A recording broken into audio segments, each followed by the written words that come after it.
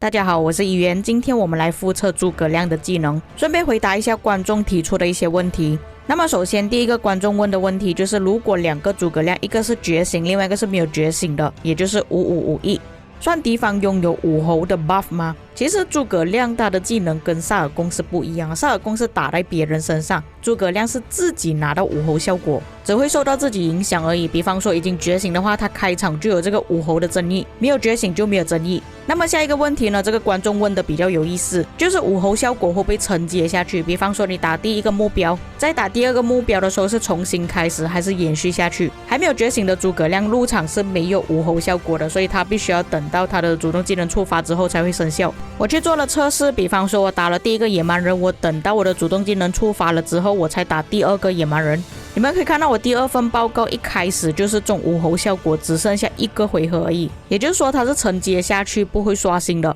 但是觉醒之后，你们可以看到我打的间隔只有一点点而已。先看第一个野蛮人的报告，在我攻击野蛮人之后，在第二个回合的时候就出现了出师一表，进入战斗就会获得武侯效果。确定已经触发之后，我们攻击另外一个目标。那这里看到我还剩下12个回合，然后下面因为我拉轴的关系，所以这边没有出现出师一表。下面再次点开的时候剩下8个回合而已，所以这份报告可以明显看到，其实你打另外一个目标是不会刷新的。只要进入战斗状态，不管你重新打过2个、3个、4个，只要中间不断，出师一表也就是武侯效果的争议呢，是从中间开始的。只不过跟卡技能不一样的地方，就是卡技能你要等到它释放了第一次技能之后才会拥有武侯效果，而觉醒之后你是马上就有了。也就是说诸葛亮第一次释放主动技能 AOE 的时候是没有武侯效果的，打出去就没有吃到所有伤害。这里也是确定了诸葛亮的怒气是随着目标的数量而增加的，因为我这边打2个目标嘛，他30点的怒气是回复2次。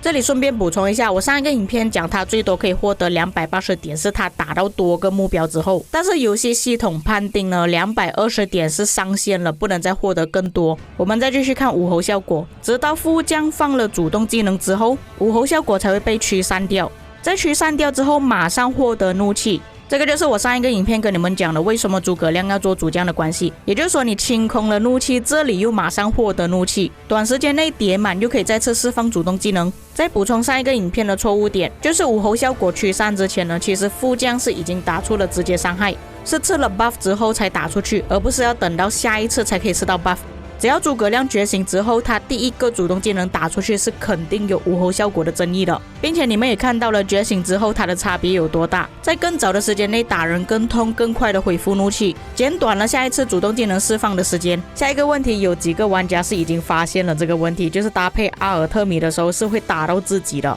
阿尔特米的主动技能是会打自己的，也就是因为这样子，所以大家都叫她 SM 女王。然后他的第4技能呢是会对自己造成沉默效果。那我们来看一下报告，当阿尔特米触发了沉默效果的时候，刚好诸葛亮是已经免疫掉了，并且触发了草船借箭，然后你看下面损失了72个部队，但是损失的居然不是敌人，而是诸葛亮自己。那么我们回来看一下搭配正常的统帅阿曼尼，免疫掉了沉默效果之后，打出去是打在别人身上的。海尔曼损失了353的兵力，就不清楚他到底是出 bug 了还是发生什么问题。那我们看到第7个回合他自损自己了嘛，接着又轮到阿尔特米触发主动技能的时候，他又打回他自己，也就是说他搭配诸葛亮之前是自残1次，搭配诸葛亮之后是自残2次。我真的不了解他到底喜欢自残到什么程度了。布迪卡也是有免疫效果嘛，我们看一下搭配布迪卡的时候，当阿尔特米沉默了自己之后，布迪卡帮他驱散掉，但是搭配布迪卡不会打回自己，只有在阿尔特米触发了主动技能才会自残自己，所以就变成诸葛亮搭配阿尔特米好像不是一个很好的选择。不过我看了报告呢，因为这2个统帅他的技能都是有概率的嘛，有概率沉默，有概率免疫，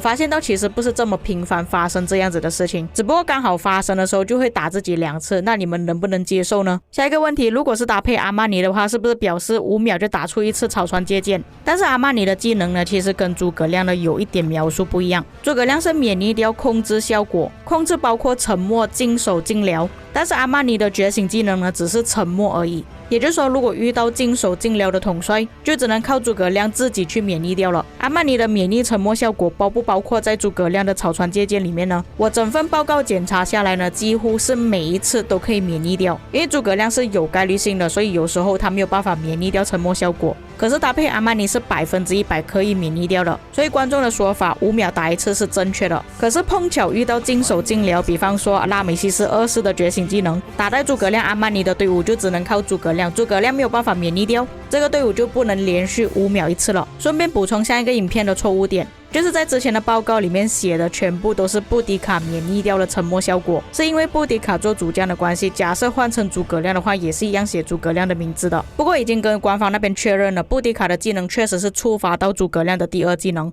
就算你们没有办法验证布迪卡的技能，你们也可以看到我阿曼尼的报告了嘛，几乎每一次都可以免疫掉，代表副将或者是主将也是一样可以触发到诸葛亮的技能的。只能说还好这个账号呢有一些玩家没有的统帅，像阿曼尼、阿尔特米，可以帮助大家解答一些问题。那么在前面已经讲过了觉醒跟没有觉醒的差别，诸葛亮没有觉醒也是一样有免疫、有额外伤害、有武侯效果，就是第一次打的时候没有觉醒的诸葛亮来得痛，回怒来得快。这就看各位怎么选择了。你们认为这310颗金头值不值得丢在诸葛亮上面呢？有些玩家会担心觉醒诸葛亮之后可能会死得比较快，这个道理其实跟之前的项羽还有尼布甲尼撒是一样的东西。只要你王国的人口够多，大部分玩家都有去练诸葛亮，他第一个打的诸葛亮未必是你的诸葛亮，只是你感觉你自己的队伍死的最快是诸葛亮而已。这就更加有理由为什么要把诸葛亮给觉醒。在诸葛亮死之前，他把伤害打出去，恢复怒气快一点，打出更多的伤害，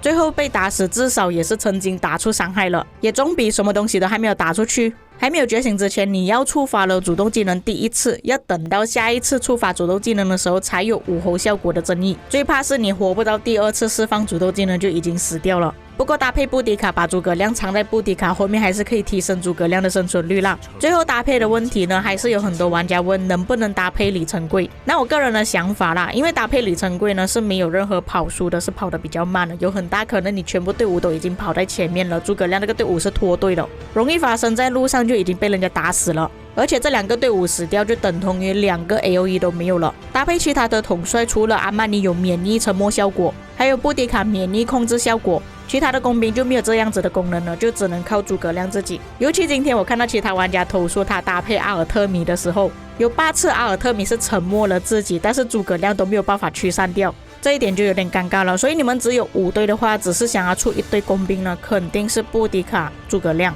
所以严格来说呢，确实李成桂是被诸葛亮替代掉了。可是假设你有2队工兵的话，你可以布迪卡、诸葛亮，然后尼布甲尼撒搭配李成桂，等于李成桂也不完全淘汰。诸葛亮值不值得培养？是值得的。你们看李成桂都可以用到第7代、第8代都要出来了，而且也不是完全被淘汰。我相信诸葛亮呢，应该也是可以用蛮久的。以上就是本期内容，各位有什么看法可以在评论区给我知道，我们下期再见。